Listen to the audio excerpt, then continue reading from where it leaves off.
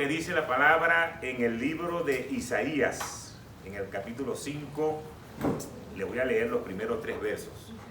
Isaías 5, del 1 al 3, dice así: Dios dijo, esta canción habla de una viña, y quiero dedicársela a mi pueblo. Mi amigo plantó una viña en un terreno muy fértil, removió la tierra, le quitó las piedras y plantó semillas de la mejor calidad. Puso una torre en medio del terreno y construyó un lugar para hacer el vino. Mi amigo esperaba uvas dulces, pero solo cosechó uvas agrias. Ahora, díganme ustedes, habitantes de Jerusalén y de Judá, digan quién tiene la culpa, si ustedes o yo. Padre, gracias por tu palabra, gracias por este tiempo que podemos reunirnos como iglesia y poder estar delante de tu presencia. Gracias, Señor, porque traes hoy un mensaje nos traerá una enseñanza para poder seguir afianzando nuestra fe en ti, sabiendo de que tú haces lo mejor para cada uno de nosotros y espera que nosotros podamos hacer lo mismo. Ponemos este tiempo en tus manos, en el nombre poderoso de Jesús. Amén y amén. Cuando leemos esta parte de la palabra, el Señor quiere dejar un mensaje claro a su pueblo. Pero hay algo que me preocupa cuando Él dice al final, ¿de quién es la culpa? ¿De ustedes o mía? Y cuando está hablando el Señor en ese momento, lo que quiere decir es, yo he preparado el terreno. Yo he hecho todo para que tú seas bendecido. Yo he hecho todo para que tú puedas estar viviendo bien, para que tú puedas tener el anhelo de tu corazón cumplido. Ya yo hice mi parte. Entonces Dios nos hace una pregunta así como cuando nosotros los padres le preguntamos a los hijos, ¿quién es aquí papá, tú o yo? Y yo sé que los papás cuando le dicen eso, como los hijos cuando le dicen eso, como que tiemblan un poquito. Entonces el Señor está diciendo, si no has recibido lo que estás esperando, ¿de quién es la culpa? La culpa es mía, ya yo hice mi parte. Entonces nosotros tenemos que entender que hay una parte en el cual nosotros tenemos que actuar. Y fíjense que la palabra nos va hablando de que nos corresponde hacer nuestra parte. Es lo que el Señor está tratando de decir a su pueblo. Por eso yo quiero que tú le prediques a la persona que está a tu lado y le digas, Dios ya lo hizo por ti. Entonces, si Dios ya lo hizo por ti, entonces nosotros tenemos que apropiarnos de esa palabra. Nosotros tenemos que apropiarnos de esa bendición. El Señor ha entregado lo mejor que Él puede dar. Dios envió a su Hijo a morir por cada uno de nosotros. Hizo la mejor siembra, hizo lo mejor que puede entregar para que tú y yo tengamos vida eterna. Para que podamos tener otro nivel de vida. Para que tengamos bendiciones hasta que sobreabunde. Entonces el mejor regalo que podemos recibir como ser humano, como planeta, Dios ya lo envió. Dios ya lo hizo por nosotros. Entonces tenemos que creer y tenemos que comenzar a recibir lo que Dios nos quiere dar. Es tiempo de que nosotros nos paremos frente al espejo y digamos, tú eres el que tienes que actuar. Ya Dios hizo su parte. Eso es, no sé cuántos de ustedes de repente están en una situación en donde están haciendo un trabajo en equipo y saben que cada uno de ese equipo ya hizo su parte. Te toca a ti hacer la tuya para completar. Un equipo de fútbol prepara una jugada y van haciendo diferentes pases y cuando queda el delantero solo con el arquero, él tiene que meter el gol. Porque si él no mete el gol, el trabajo de los demás del equipo no funcionó. Entonces, Dios no va a poder bendecir tu vida por completo hasta que tú no hagas tu parte. Y el Señor no termina de darnos más, porque todavía lo que nos está dando no lo hemos activado. Entonces no podemos pasar a un segundo nivel y a un tercer nivel. Lo que Dios viene haciendo con tu vida hoy es una formación de carácter.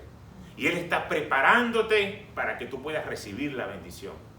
Pero si tú no eres aprobado en esa bendición, y hay mucha gente que le sucede algo, que llega a un ambiente y su carácter comienza a ser probado, y dice, no, esto no está para mí, yo me voy a retirar y me voy para otro lado, sea otro trabajo, sea otra iglesia, sea otra ciudad, sea lo que sea, diferente a lo que estaba haciendo. Cuando llega otra vez ahí, se consigue con su mismo proceso. Entra a una iglesia y pasa lo mismo. Entra a un trabajo y pasa lo mismo. Porque hasta que no consolide esa parte que necesita ser procesado, no va a poder avanzar. Entonces, Dios nos está preparando para recibir la bendición. Así que tenemos que comenzar a creerlo. Pero tienes que dar tu mejor parte.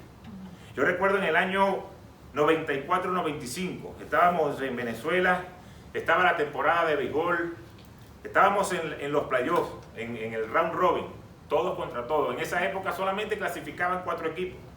Y yo jugaba para los Tigres de Aragua en esa oportunidad, en esa temporada. Y recuerdo que clasificó los Leones del Caracas, Navegantes del Magallanes, Águilas del Zulia y Tigres de Aragua. Ya nosotros estábamos eliminados, pero pasaban 2 para poder jugar la final. Y resulta que llegamos al último día y Magallanes tenía que ganarnos a nosotros para poder hacer un triple empate, para que entre 3 equipos definieran 2 que iban a estar en la final. Ellos nos ganaron esa noche y ese desempate, esa jornada de desempate se hizo en Zulia, en Maracaibo, porque ellos tenían el mejor récord.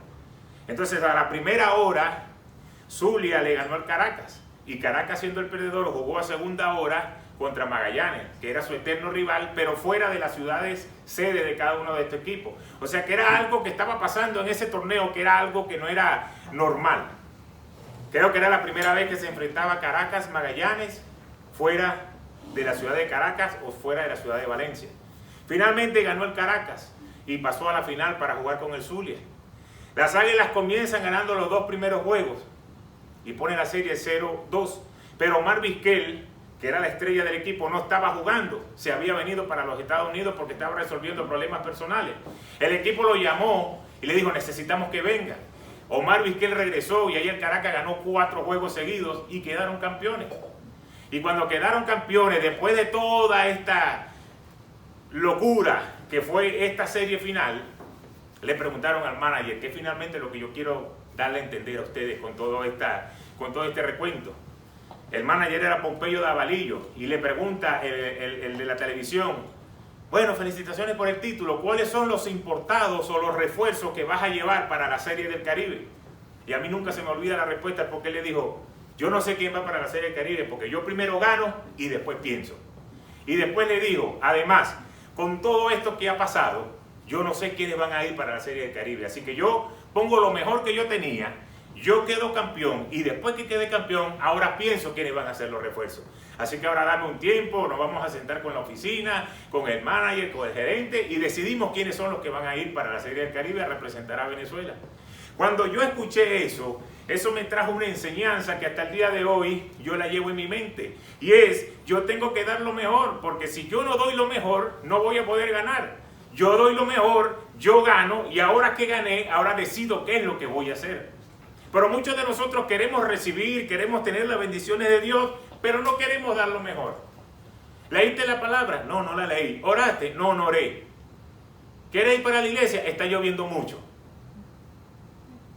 Pero entonces, cuando llega el momento de estar cara a cara con Dios y decirle: Señor, háblame, Señor, necesito, Señor, yo estoy esperando algo de ti, no hemos dado lo mejor. Por eso tenemos que aprender que cuando nosotros damos lo mejor de nosotros para Dios, Dios nos va a bendecir. Amén. Seguimos en el verso número 4. Nos dice: ¿qué no hice por ustedes? Lo que tenía que hacer, lo hice. Yo esperaba que hicieran lo bueno, pero solo hicieron lo malo. Entonces, Dios nos está hablando. En ese momento era una alegoría de la relación de Dios con Israel. Dios representando un agricultor que había limpiado todo el terreno, toda la ladera, había plantado vides, viñedos, y había construido una torre para protegerla. Había fabricado el lagar, el lugar ahí donde se pisan las uvas. Estaba todo bien arreglado solamente para que ese pueblo llegara a tener posesión de esa tierra. Y Dios le dice: ¿qué más quiere que haga? ¿Qué más quiere que haga por ustedes? Finalmente Él le dice: no hubo uvas dulces, sino agrias, porque su egoísmo, la injusticia y la opresión los han separado de mí. Entonces Dios nos está hablando hoy a nosotros como pueblo y como iglesia. Nos está diciendo, yo le he dado todo. ¿Por qué no terminas de recibir? Entonces yo creo que tú tienes que tener esa reflexión. Hay algo que todavía nos falta dar. Hay un paso que nos toca avanzar. Porque Dios no puede ir en contra de su palabra. Pero lo que más me preocupa, y es como termina este verso, es lo peligroso que nos puede pasar a nosotros como pueblo cuando no caminamos de la mano de Dios. Vamos a ver lo que nos dice el verso 5 al verso 7. Pues bien, ustedes son viña, y ahora les diré lo que pienso hacer.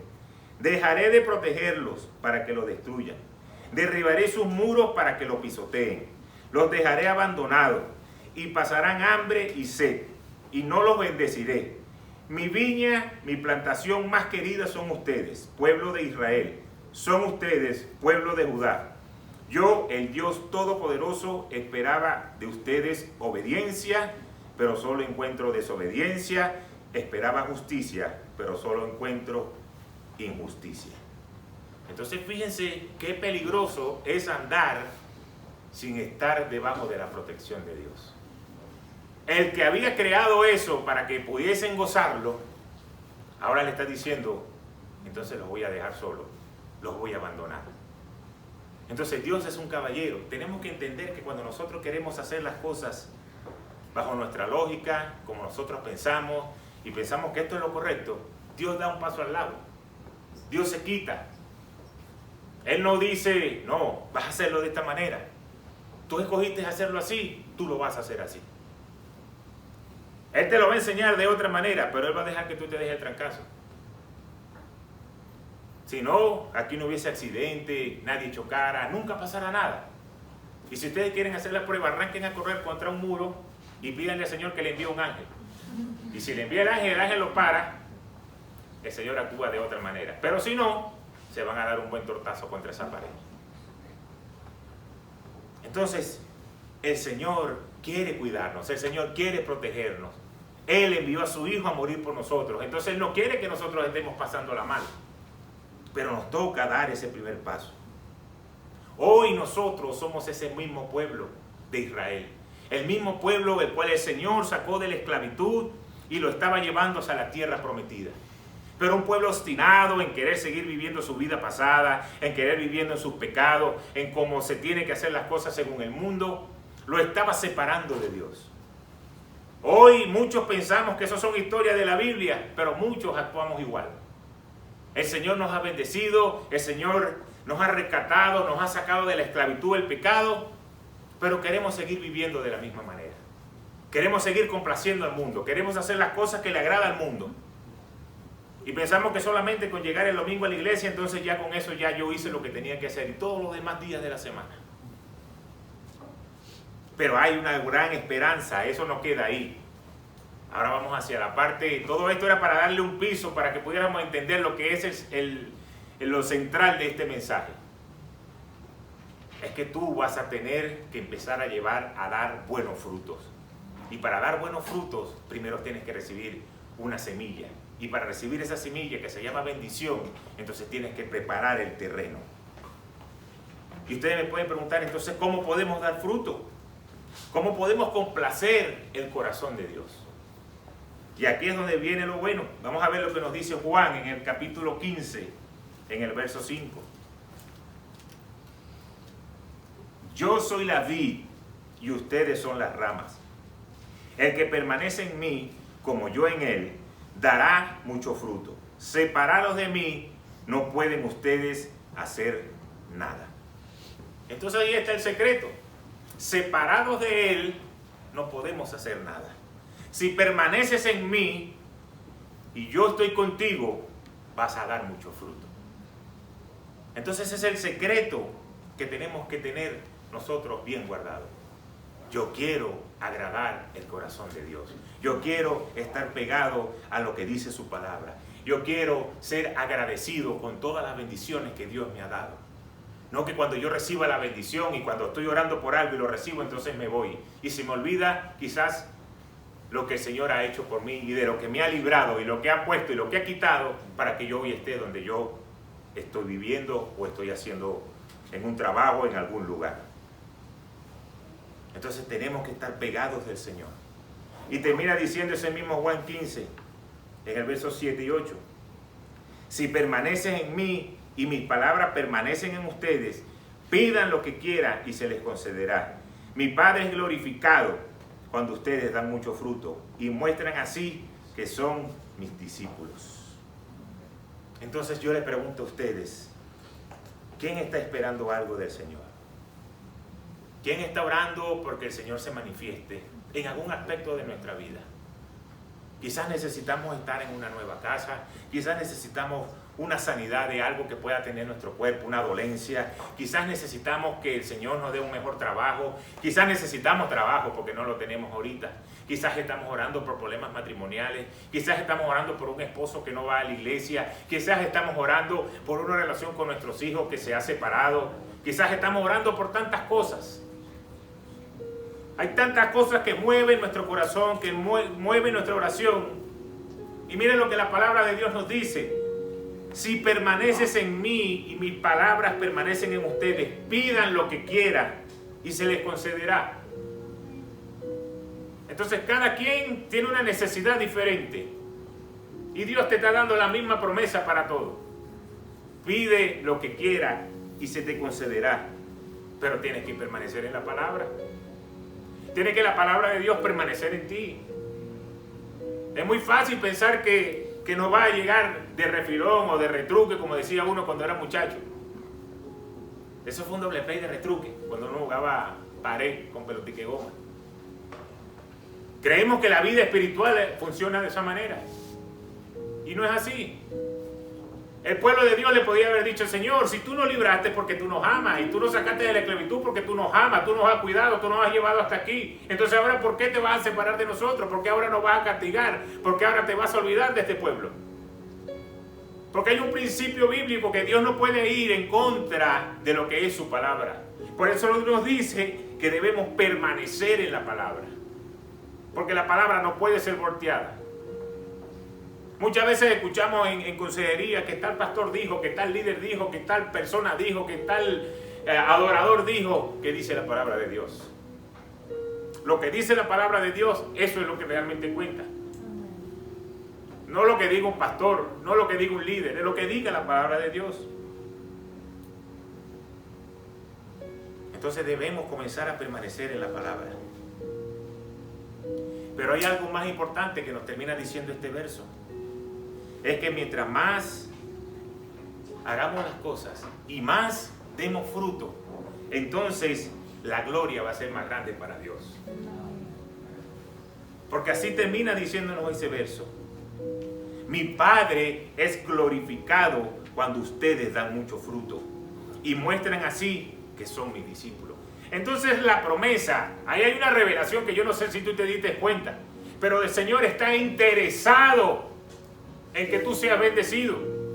El Señor está loco por soltarte la bendición.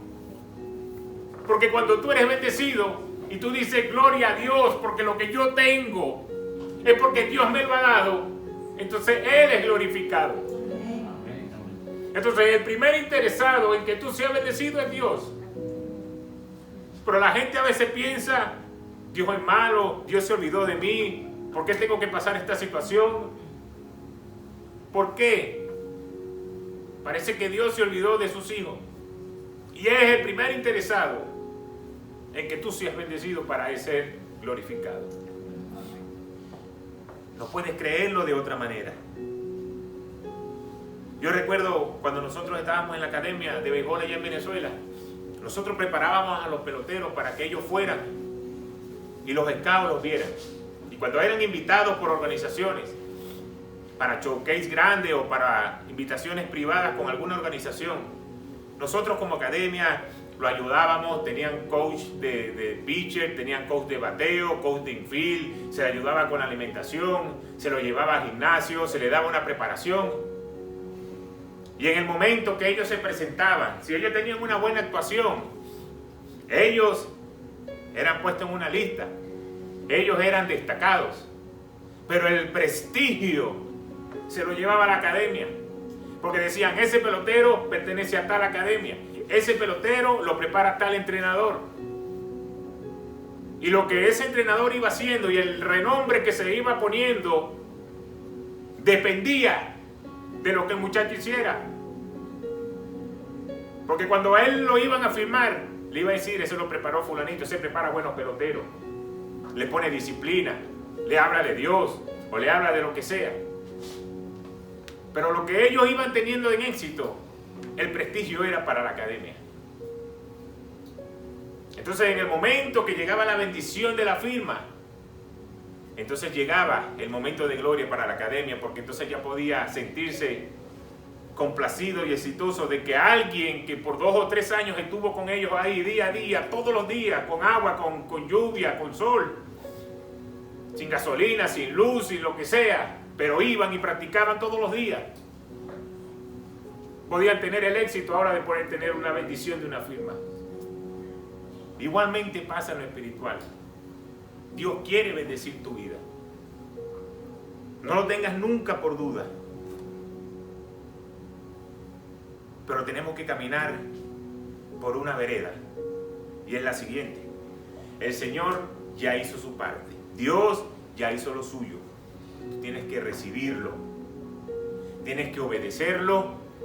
Y tienes que ejecutarlo. Si tú lo recibes, pero no lo obedeces, no funciona. Si tú lo recibes, lo crees, lo obedeces, pero no lo ejecutas, tampoco funciona. Pero cuando tú lo recibes, tú obedeces, crees, ejecutas y avanza, entonces viene la bendición. Amén. Es así como funciona. Y por eso yo sé que la buena bendición está por llegar a tu vida. Dios no está interesado en darte las migajas. Dios no envió a su Hijo a morir para que tú estés suplicando por una migaja. Déjame decirte que tú eres el hijo del dueño del oro y de la plata. Esto es como que tu papá es el mayor emperador del mundo y tú le estés rogando para que te dé 2 huevos fritos y un pan tostado para el desayuno, cuando puedes tener los mejores manjares. Ese es Dios, por encima de un emperador, por encima del rey, el Rey de reyes y el Señor de señores. Ese es el Dios en que yo he creído, y Él promete que te va a dar bendiciones hasta que sobreabunde. Pero no seamos como ese pueblo de Israel, que teniendo la oportunidad de darle lo mejor a Dios, de decir, por tantos años estuvimos esclavos ahí en Egipto y ahora que somos libres, vamos a una tierra prometida donde fluye leche y miel. Mira, lo que Dios diga yo lo hago. Donde me pongan yo lo hago.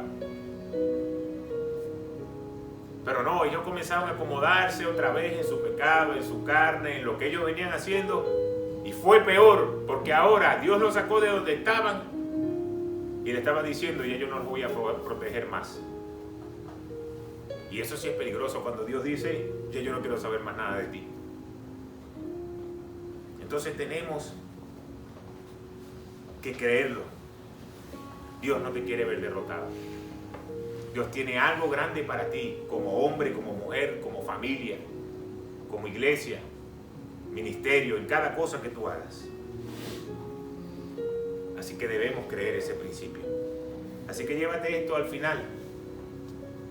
Recibe, obedece y ejecuta. Amén. Padre, gracias por tu palabra. Gracias por cada hombre, por cada mujer que hoy ha creído lo que tú has soltado en este día. Gracias, Señor, porque nos salvaste, nos sacaste del pecado, de la esclavitud del pecado. Que hoy podemos tener una vida eterna, que hoy podemos estar con la seguridad que pasaremos una eternidad contigo. Mas, sin embargo, mientras eso pasa, tú nos prometes que en esta tierra nos vas a bendecir y nos vas a prosperar. Y yo sé que cada uno de nosotros tenemos anhelos diferentes en nuestro corazón. Y tú, Señor, estás dispuesto a cumplirlo. Ya tú hiciste tu parte, Señor. Y hoy como iglesia queremos comprometernos a hacer la nuestra. Queremos que tú completes la obra en nuestra vida. Y que yo pueda estar parado y cada uno de mis hermanos, los que nos siguen por el YouTube y los que están aquí en la iglesia, y decir, yo estoy dando fruto y mi Padre es glorificado. Bendice tu palabra y que no pueda llegar atrás vacía. En el nombre poderoso de Jesús. Amén, amén y amén.